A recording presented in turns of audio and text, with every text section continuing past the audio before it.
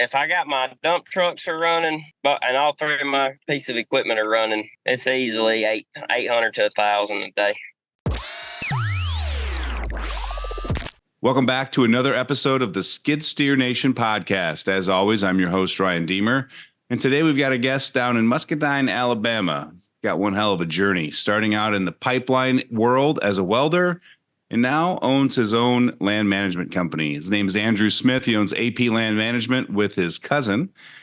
And today we're probably going to dig deep into some land management strategies, pond construction projects they've done, and a lot of concrete. So stay tuned because there's probably going to be some really good nuggets for you and your business in there.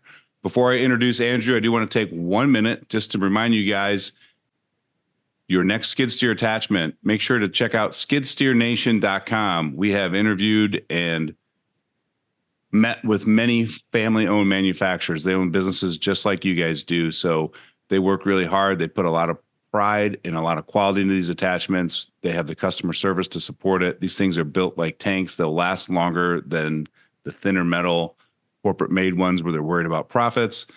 Find the entire selection of what we have available over at skidsteernation.com. And if you've been struggling with business or kind of hit that glass ceiling and you're trying to break through it and get to that next level and you're not sure how to go about it, remember, guys, head over to groundbreakinggrowth.com. Spell it just the way it sounds, groundbreakinggrowth.com. That is our coaching and consulting business where you will work with me directly on systemizing your business, defining it, increasing your profits with proper sales and marketing, and then learning how to scale it and grow your team. So if you want a free consultation, schedule your call at groundbreakinggrowth.com. Andrew, thanks for joining us on the Skid Steer Nation podcast, man. I'm excited to talk to you today. Yes, sir. Yeah, down in Alabama. How far south in Alabama are you? Where are you at in the state? We are halfway between Birmingham and Atlanta, right off I-20. First exit in Alabama coming from Georgia. So if I'm driving to Pensacola, Florida, I drive pretty much through your town, don't I? No, I go straight south out of Birmingham. Never mind. Yeah. Got my directions mixed up there. So yeah, what takes a guy, I'm assuming you were doing well financially and pretty successful if you're welding on pipelines, but what takes a guy that's doing really well, good at a trade, and says, you know what, I'm going to go spend a ton of money and start my own business? Well, other than my kids, I got two little girls. One actually turned 7 today.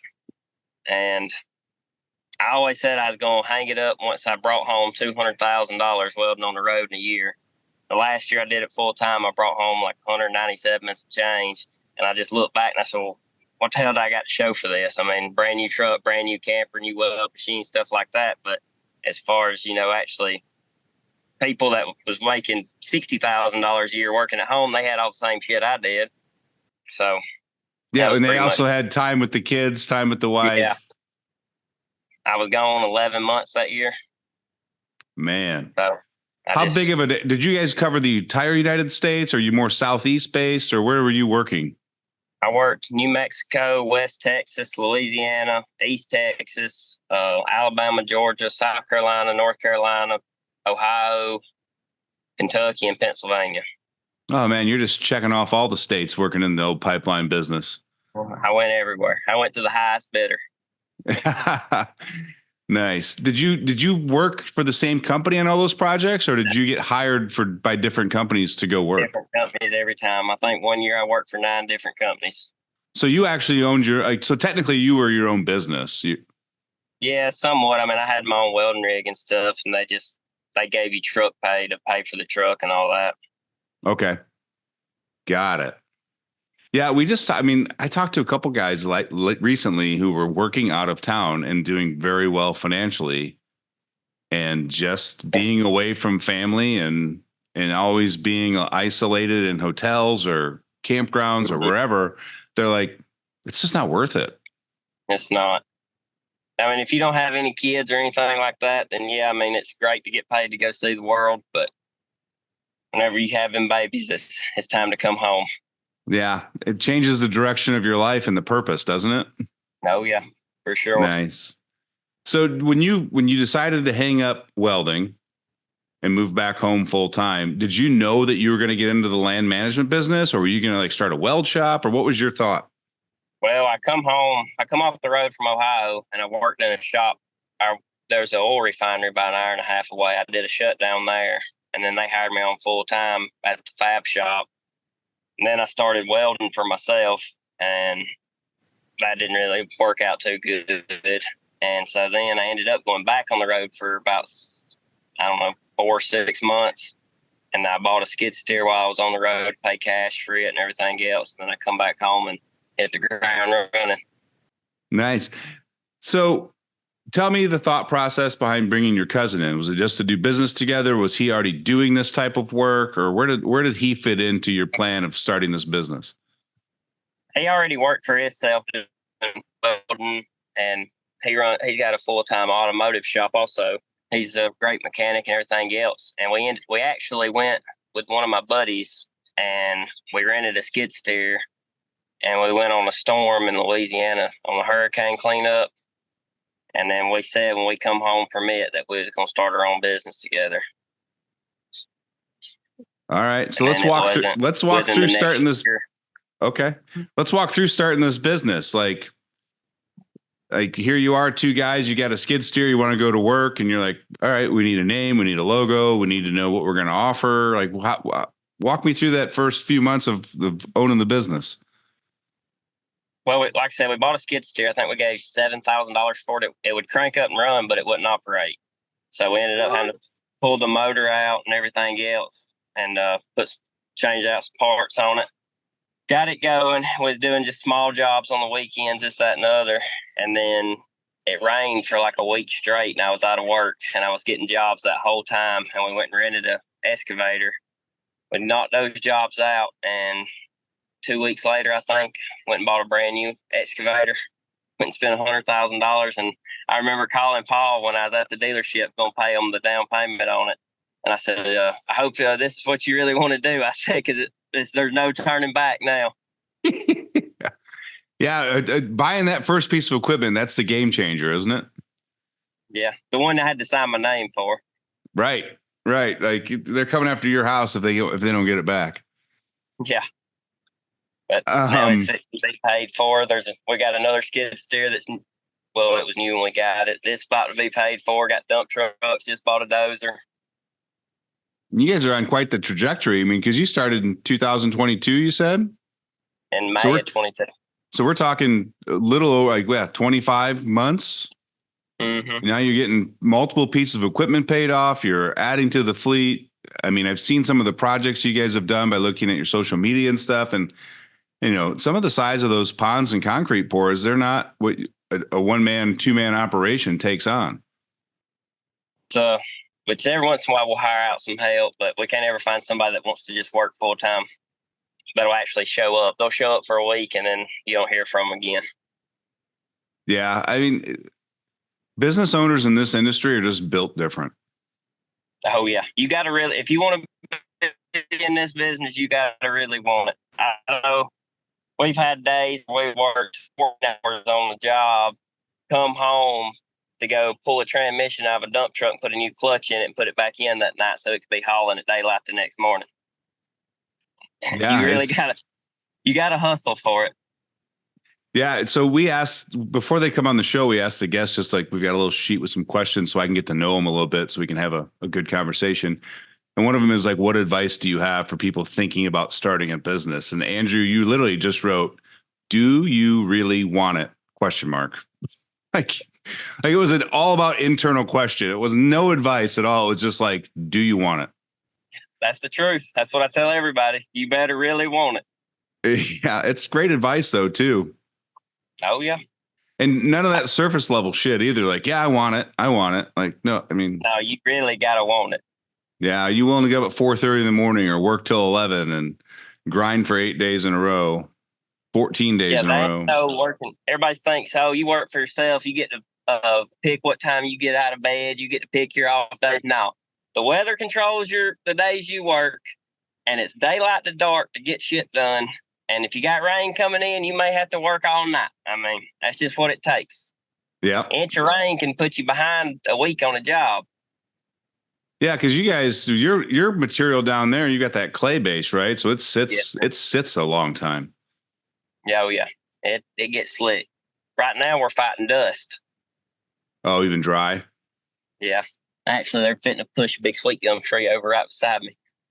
Oh, are you on a job site right now? Yeah. Nice, man. Nice. Um, yeah, so doing ponds and some land management and all that is like, but you'll do anything, right? Like what you'll do a $500 driveway to a $50,000 pond. You're not picky. No, not picky at all. I actually last week was in Louisiana tearing out and pouring some concrete. I got in with a general contractor and we're starting to do out of town work. How did you get in with that general contractor? Just curious. I was going into the Dollar General in Ranburne, Alabama, and he was out there marking off some bad spots in the parking lot. And I got talking to him. He said he was a general contractor looking for somebody to redo that parking lot. I told him I'd do it, and now we've done 3 or 4 jobs together. Got one in Missouri, one in Indiana, 2 more in Louisiana, and a bunch in Fort Lauderdale to do. I love it, man. From a Dollar General. Yeah. I mean, if that doesn't like, it's easy to say like, hey, you're always your business owner and you never know who you're going to meet. Hold yourself the way you always want to be represented. But to actually hear a story like, yeah, I was just walking in to get something at Dollar General, and instead of walking past the guy, I stopped and talked to him. And now we're traveling to 6 states and got a whole bunch of projects lined up, and we're doing a hell of a partnership together. Yeah, that one conversation, that was a 70-something $5 job at one conversation. Man, that's just seeing him spray painting some lines. I love that, man. I love it.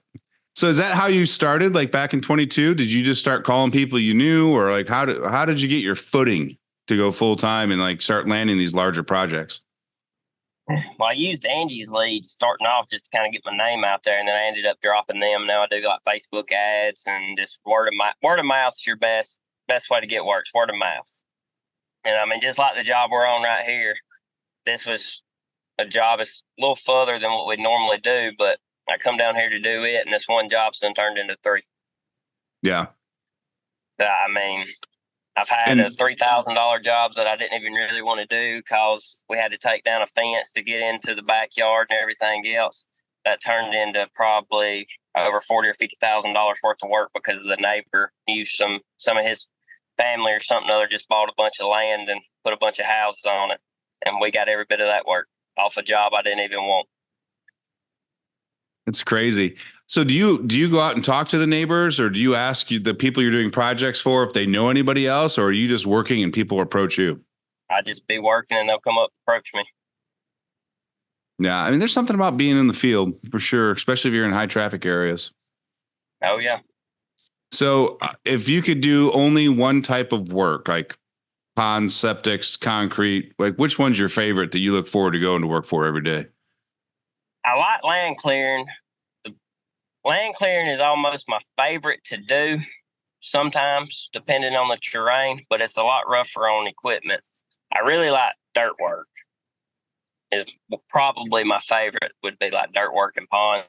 Mm-hmm. But really, none of it really bothers me. I used to do a bunch of French drains. I don't really do them no more. I got some of my buddies that's got landscaping companies. I let them do those. Yeah, I don't blame you. There's a lot of hand digging in them. Yeah, the trencher works to a point. Yeah, trencher only gets so close to a house. Yep, exactly. I helped my brother-in-law install a fence. He's a union carpenter and gets hired for these fence jobs on the weekends. And it's always those fence posts right next to the house that you're hand digging that you're like, this is stupid. Oh yeah. This is stupid. Yeah, just intriguing.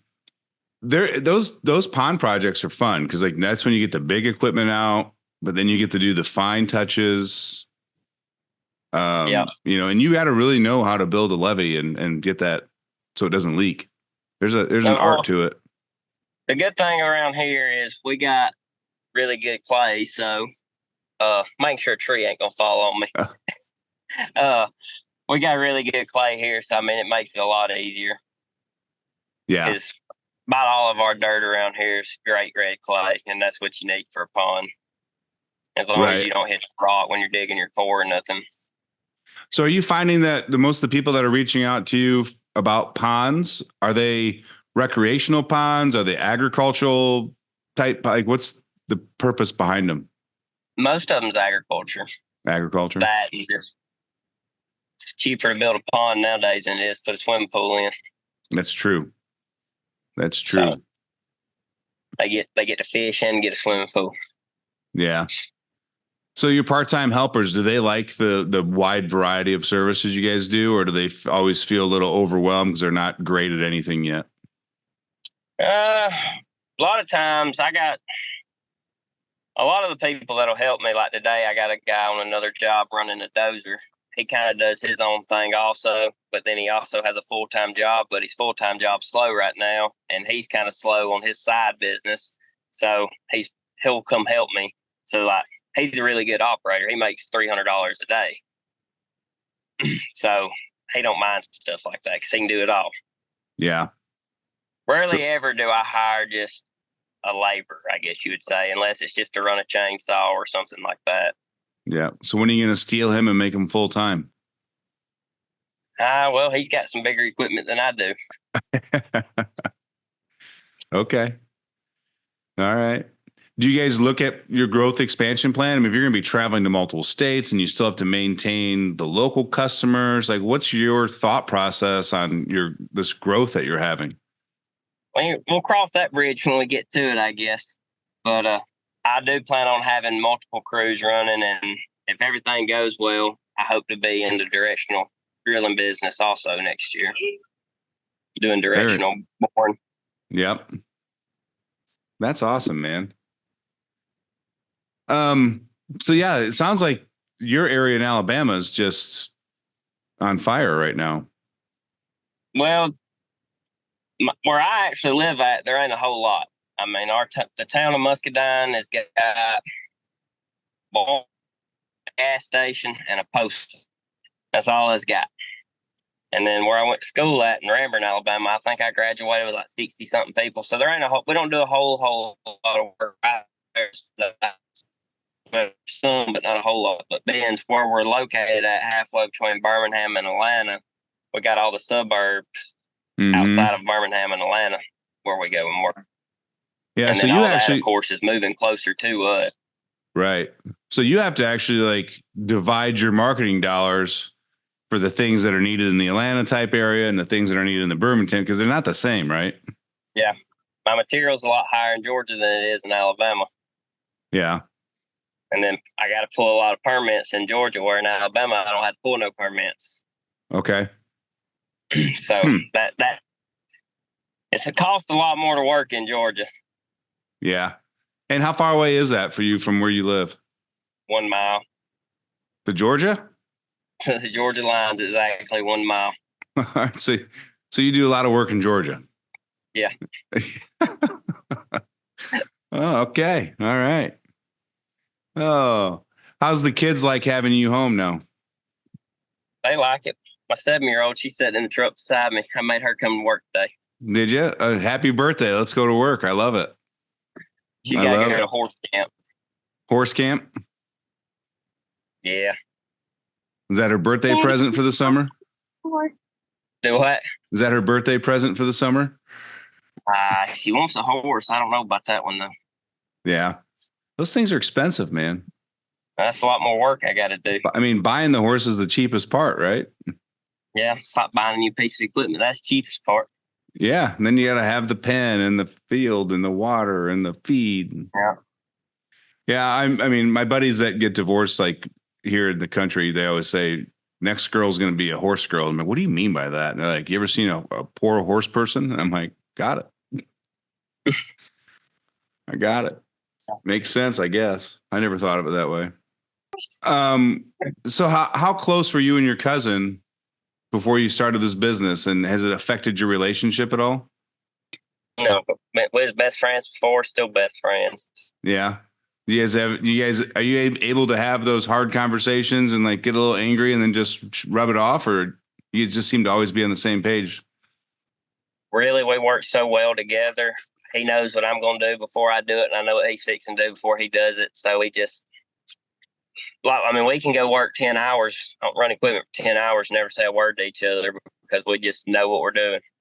I know what he needs done, and he knows what I need done. That's pretty cool. And it's fun to work with family, isn't it? Oh, yeah. Yeah. I mean, it's always fun to work with friends, but I think family adds that extra level. It's just a lot, a little bit nicer. Oh, yeah. I won't hire any of my friends anymore. You can't. You won't be friends for long. No, I didn't learn that the hard way. Yeah, everybody wants to be a part of it, but nobody wants to work.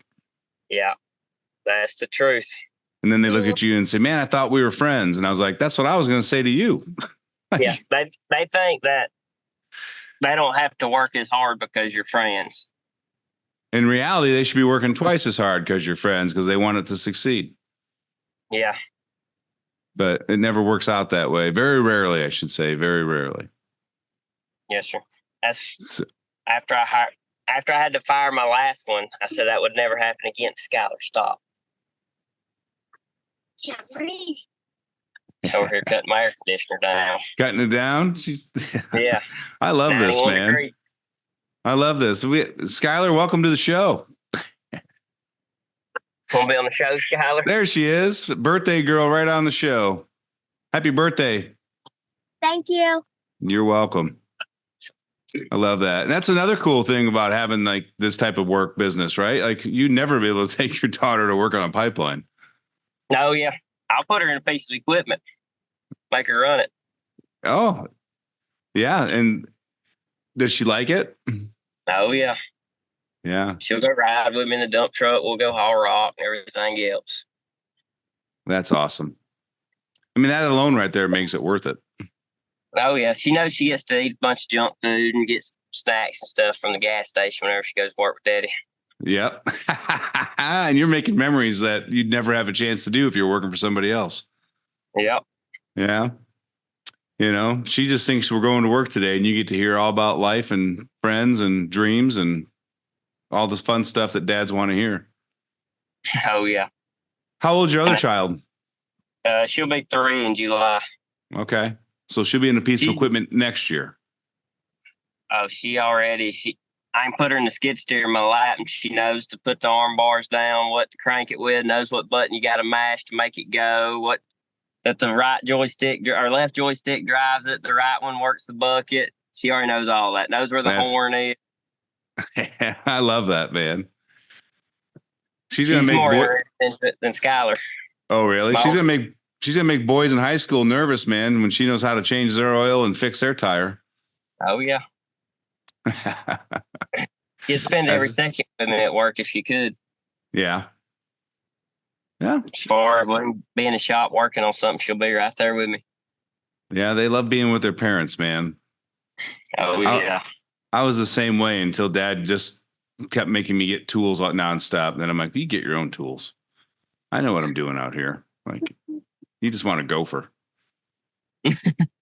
Yeah. Hold the light in the right spot. Yeah. Yeah. He'd set me up in the wheel well while I was working on the engine, make me hold the light, and then hand me the socket, hand me the wrench. Mm-hmm. I'm like, what are you doing? He's like, leave me alone. I got to fix this. So I'm like, well, I'm not learning anything. I'm just gophering. Yeah. I couldn't stand that growing up.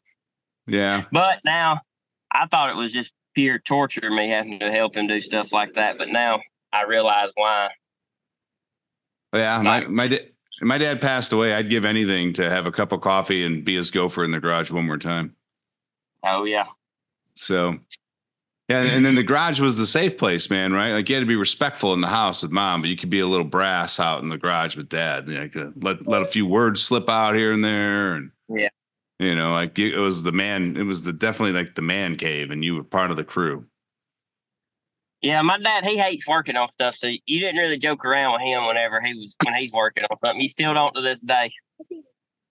Yeah, I'm not a huge fan of it either, man. Like, I think some engineers are ass backwards, and it drives me crazy.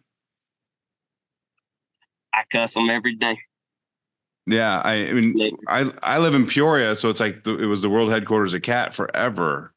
And I have so many friends that are engineers at CAT. And I'm like, how many times have you actually been out using the equipment before you design something? Like, well, never. And I'm like, I think it should be a prerequisite Go work in a dealership in the garage, in the mechanics bays. Go work with the guys in the field using it. Because you guys design some stupid shit sometimes. Yeah. My dad, he actually owns a house in Parkersburg, Illinois. Where at?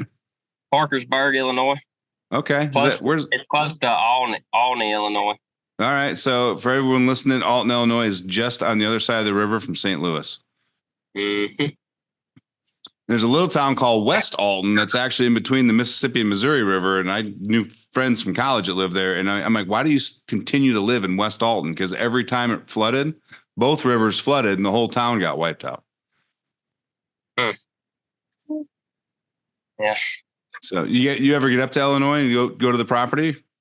Yeah, I go up there. We go hunting up there all the time. Go up hunting. You ever go into Alton, Illinois?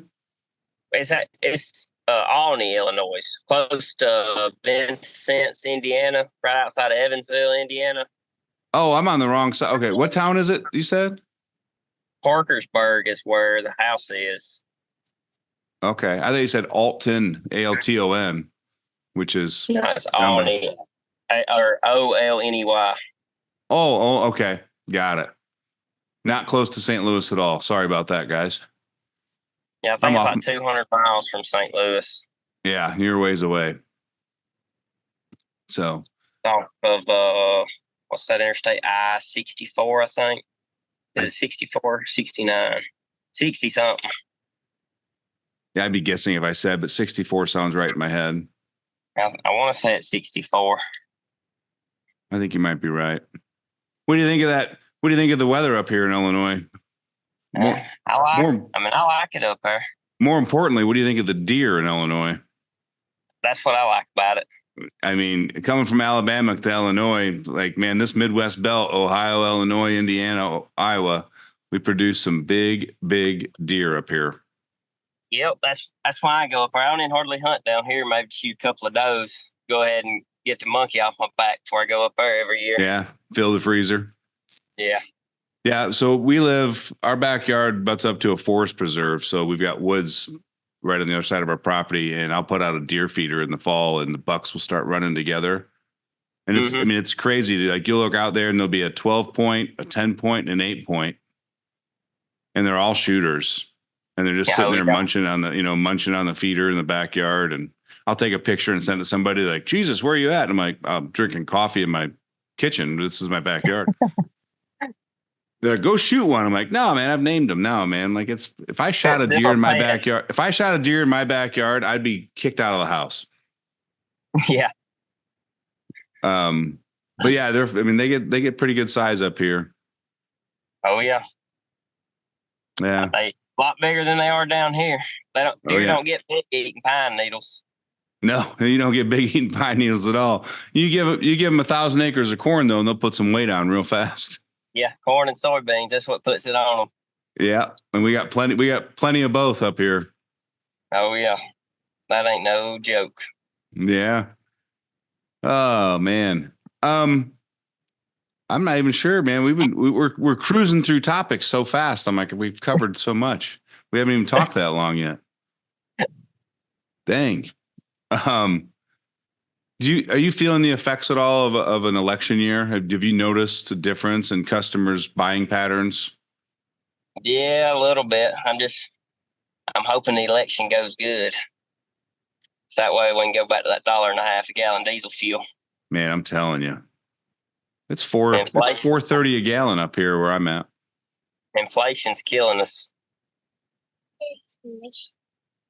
$100 bills than you 20. It is. It truly is. Go to the grocery store, get you a few things. It's $100. You'll tote $100 worth of groceries out in 2 grocery sacks. Yeah. Yeah, we just did that. Problem. We just did that a couple weeks ago where I sent her to the grocery store. She came back, it was $100. And I ran over to Aldi's and was a little bit selective. And I came back with like 3 times the amount of food for 118. She's like, how do you do that? And I'm like, I don't know. But like, this used to be $65. So I still feel like I got ripped off. Oh yeah.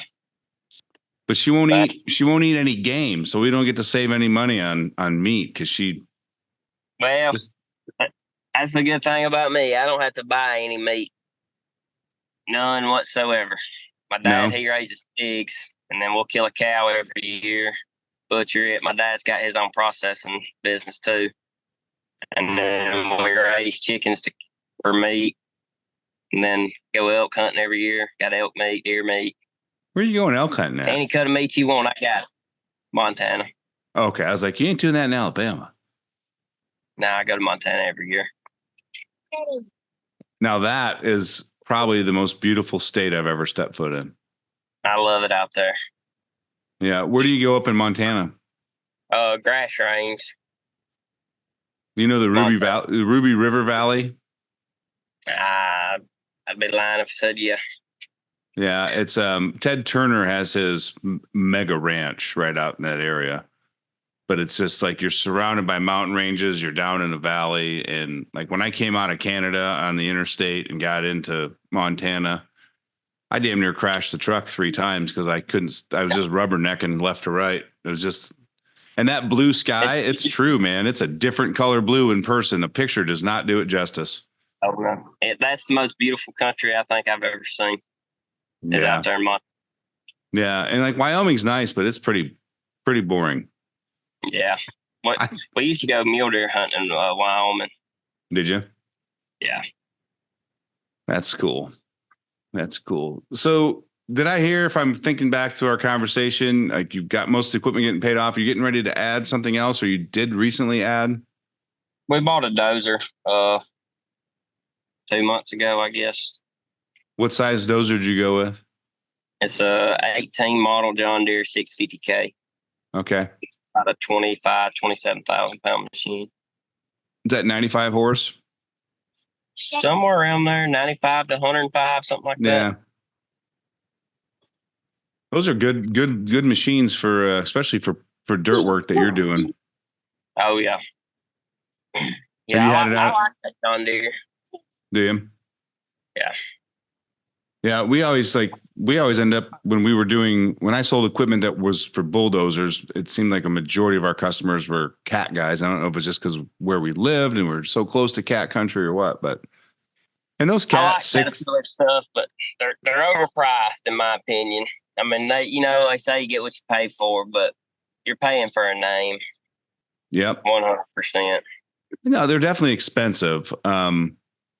They had this, I mean, the reason they got so good. This is what I was told from a friend that worked there was if you needed a part for your bulldozer and your local dealer didn't have it, another dealer is required to overnight it to that dealer. Mm-hmm. Yeah. And they were the only manufacturer that had this program. So like if it was a John Deere dealership, I don't know if they've changed it since then, but like you waited until they got the part. Could be a day, could be a week, 2 weeks. Cat overnighted it the next day. Bill, I mean, you saw it reflected in the bill, but at the same point, you're back to work way faster. Oh yeah. I mean, whenever I had that Caterpillar skid steer, anytime I needed parts, if they didn't have it right up the road in Oxford, Alabama, I could drive to Birmingham and get it. They always had it in Birmingham. Yep. I mean, that was kind of a good thing about it, but bad thing was I was up there twice a week, getting parts. I used to say a $1,000 bill every time I walked in there. Yeah, that gets expensive if you're going every week. Oh yeah, got real real expensive. Yeah. What's the biggest lesson you've learned from being a business owner these last 2 years? Save your money. Always save your money. Used to, I'd try to go pay cash for stuff like bigger purchases. No, put 20% down, let it ride. Protect that cash flow. Keep your money. That way, if you get slow, you still got money in the bank to pay the payment on something, and to keep things afloat. Because I mean, in this line of work, it ain't nothing to spend $20,000-$30,000 a week. I mean, if you get on one big job where you're having to supply the material, stuff like that, you can go through $20,000 in a few days, especially when it comes to concrete. Yeah. Well, and if you're running 3-4 machines, I mean, you're looking upwards $1,000 of fuel a day. Yeah, I burn. If I got my dump trucks are running, and all three of my piece of equipment are running, it's easily 800 to 1,000 a day in fuel. I mean, and it's pretty awful. And those are things sometimes you don't think about too. Like people on the outside don't think about the amount of fuel it takes to run an operation. I'd tell you one better than that, and that's grease. Grease? A case of grease is about $72 now for the good stuff. That's for 10 or 12 sticks of it. I mean, I go through that 2-3 days. So you go through a case every 3 days? Oh, yeah. What's your preference on grease? Red Mystic. Red Mystic? That's what I like. There's better options out there, but they're a lot more expensive. Yeah, that's what my Napa can. And let's be honest, the most important thing with grease is putting it on. Yeah, it don't do no good riding around in the back of the truck. No, I mean, like if you're dusty and dirty, and you might say, hey, we're going to grease every 4 or 6 hours instead of every day. Oh, yeah. And it's just, if you're consistent with using the grease, I think the quality of the grease, while important, isn't the most important factor. It's using it. Mine's getting greased every day and air filters blowed out every day. Yeah. I mean, we're doing a lot of hard digging. Yeah. My buddy out in Oklahoma, it's the same kind of thing, right? It's clay that gets dry in the summer and all that. And he's like, I can grease. He's like, I'll grease the skid steer at lunch and at the end of the day, every day, doing site prep, dirt work and all that. And he goes, but if I'm loading dump trucks, he's like, I'll grease it every 2 hours. Oh, yeah. You got to. Because you're just so much more movement and range of motion. And he's like, and it's dried. He's like, you got to, I'm like, every 2 hours? I don't ever do it every 2 hours. I'll do it twice a day a lot. Yeah. Or if I hear a pin start squeaking a little bit, I'll get out and grease it again. But as far as every 2 hours, that'd be awful. He said only when he's loading trucks, because then the arms are going all the way up. Yeah. So you're getting the whole range of motion using that grease. It just says it goes real quick. Oh, yeah, it does. And then if you got drier material, it gets in those pins and bushings easier, works its way out. Yeah, obviously it's an abrasive material, right? But it's amazing what some sand and dirt can do to metal. Eat it right away. I mean, it's crazy. But grease is cheaper than pins and bushings and line boring. All day. All day. All day, every day. Amen to that. Do you still do any welding at all for other people or just for yourself? I weld on my own junk now. That's it? If I'm welding on something now, I'm losing money. Okay. I got something broke. Yep. Do you miss welding at all? Do what? Do you miss welding at all? No. Not one bit. I do not miss in 91-degree weather sitting in the shade and long sleeve shirt, leather, gloves, laying in a ditch welding. I don't miss it one bit. Everybody always said, "Oh, you gonna start missing it? I said, "Well, I still know how to do it. If I do start missing it, I can go back and do it." I said, "But I don't plan on ever having to go back and do it." Yeah. So I spent my first 10 years in business owning bars and restaurants in my late 20s and mid 30s. And when I got out of the industry altogether, like I bet 5 or 6 other business owners that I knew are like, you'll own another one in less than 5 years. And I'm like, I'll bet you whatever amount of money you want on that. And I'm still waiting for them to be paid up. And that's been 12 years. I was like, I'm not going back. I get an itch every now and then. I'm like, well, that'd be stupid. What are you thinking? Yeah. It's the worst industry to be in. Oh, your margins are absolutely awful. Your food costs are high. Your insurance is through the roof. And you can't dictate. You can have the best promotion in the world, but if it rains or snows, nobody's coming out. It's like you don't have any control over your revenue sometimes. So I'll get an itch for like a day and I'll wake up the next morning and go, Then you think about it. Yeah, that's all right. That's out of my system. Yeah, the weather can control your money doing this too. I mean, It rains for a week, and you can have $1 million worth of work lined up to go do. But if it rains, it ain't even got to rain for a week straight. If it rains every other day or something like that, or every 2 days, it's coming an inch, inch and a half of rain. You're not going to be able to go start a job or go work or do anything. You can go make a mess, but you just backing up. Yeah. And this spring, I don't know how it was in Alabama, but like I talked to guys in multiple states, and this spring was just terrible because it would rain, and just about the time it dry out, it'd rain. And it was like rain, and then 3 days, rain, 3 days, rain. He's just like, you can never get any momentum. No, you couldn't. It was terrible. And it was the strangest spring because I felt like it rained in every state. It didn't matter who I talked to. Mm-hmm. Like it wasn't just one section of the U.S. Yeah, it's done dried out a lot down here now. We're actually fitting to go put water on a pad so we can cut it in. Are you? We got about 8 inches of just dust on top. That's terrible. Yeah, you're dry. Man, so you're dry. We're fitting to go water some dirt. That's the worst. Can't ever be perfect. It's either too wet or too dry. No, I mean, I remember we set out when I was we had the skid steer and the power rake and all that here, and I did my entire property lot and regraded it. And before and the time of the year sucked. It was July last summer. But that's when I had access to a few people and the equipment I needed and my stuff. But before I could lay grass seed, I had to water the dirt. So I'm standing outside. I got these sprinklers running everywhere, and then we're just sitting here watching dirt get watered. And I was like, I can't take it anymore. I had to go get a beer. Like I can't handle this. Like, nope. This feels weird. Like, oh man. Mother Nature. She always wins. Every time. Yeah, no use fighting it. Just roll with it. No. Used to, it would rain, and I'd be like, well, let's go out there to the job, just see if we can do anything. Now, if I wake up and I hear it raining, I'll roll over, look at the weather radar, hope it's raining at the job, and I'm rolling over and going back to sleep. Yeah, it's maintenance day. Yep. I ain't getting up at 5 o'clock in the morning to go do maintenance, so. Right. Parts house ain't open then anyway. That's true, man. That's true. Yeah.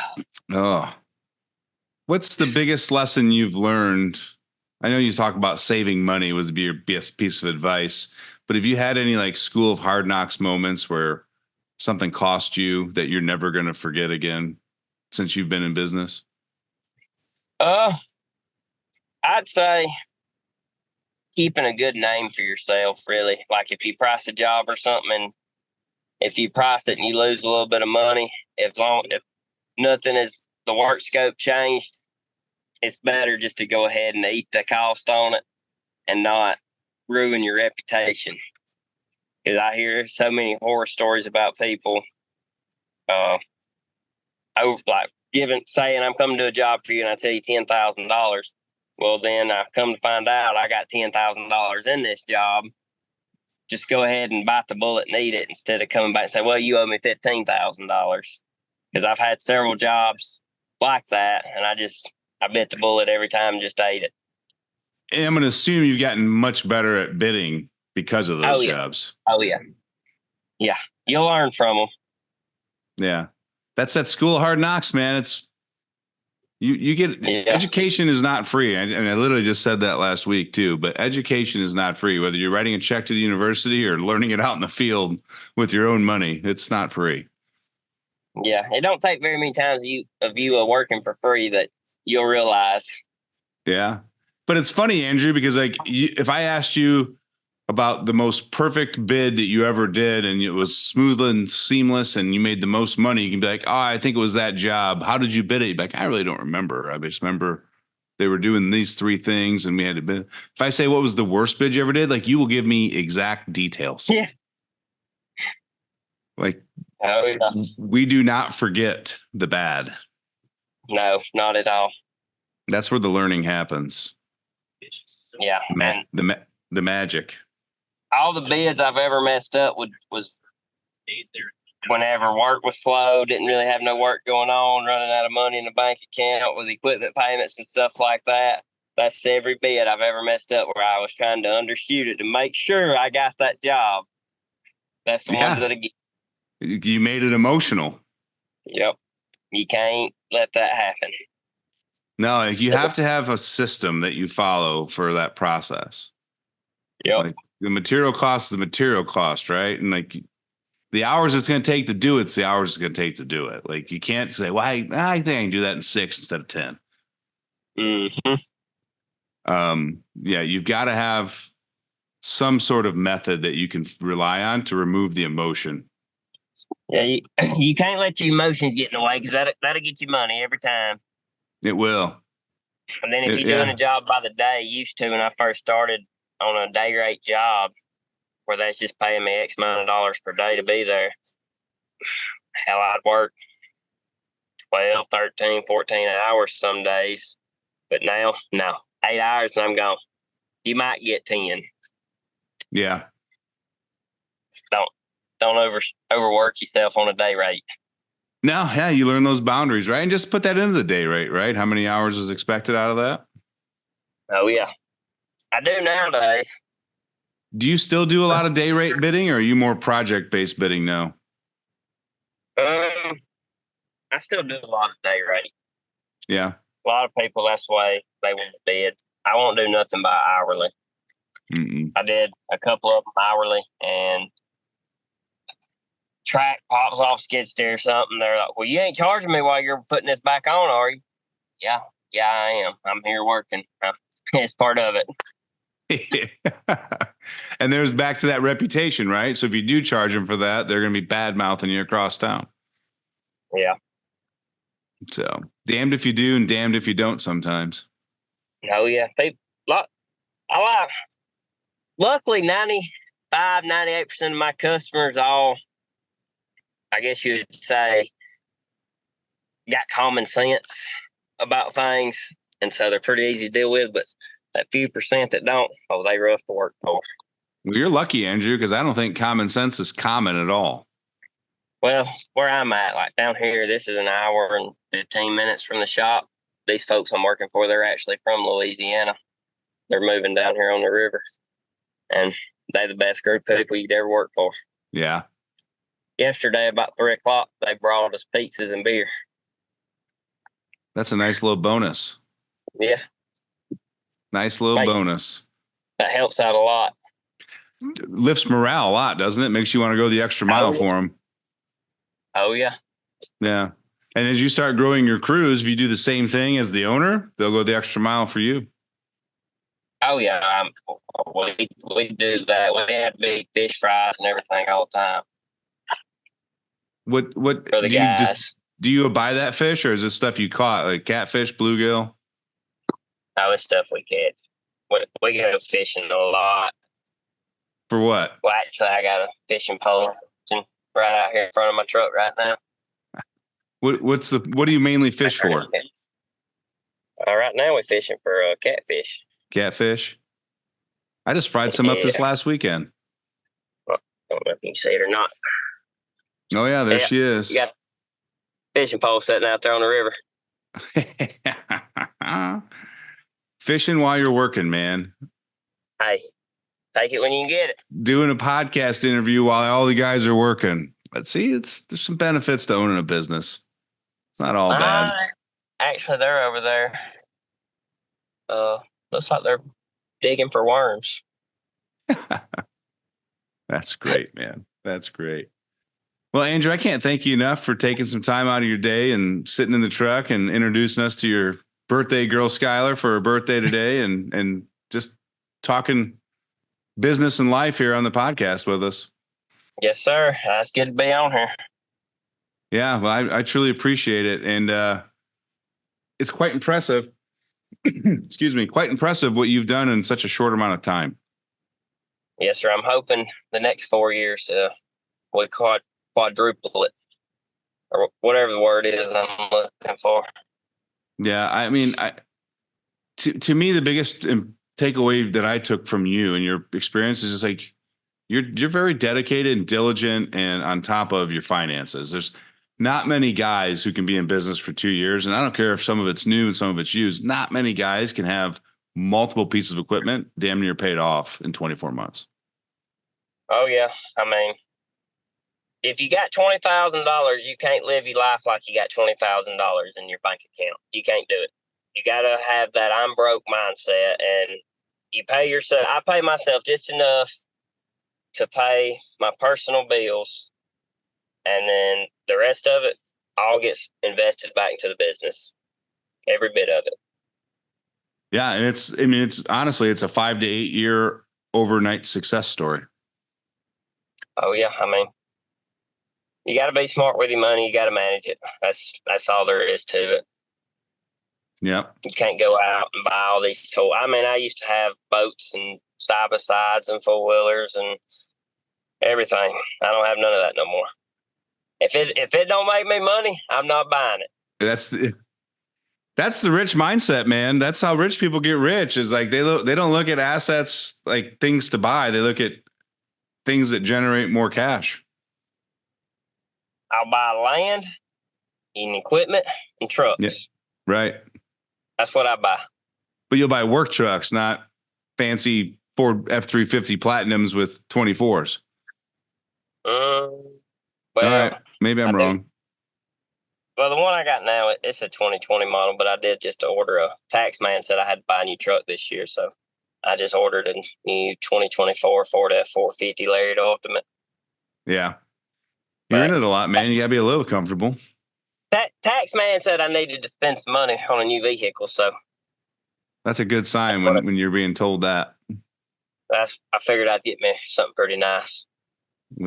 That's awesome, man. That's awesome. Guys, thanks for joining us for another episode of the podcast. Andrew, thank you so much for talking about your journey and your business and introducing us to your family. I really enjoyed spending time with you today. Yes, sir. I appreciate it. Awesome. Guys, don't forget, next skid steer attachment, head over to skidsteernation.com. We've got a full line of family-owned manufactured products. They're built like Sherman tanks. They are designed literally for excavation business owners because you're going to get a better ROI. They're going to last longer. They're going to work well. We've field tested numerous attachments. I've owned a bunch of them.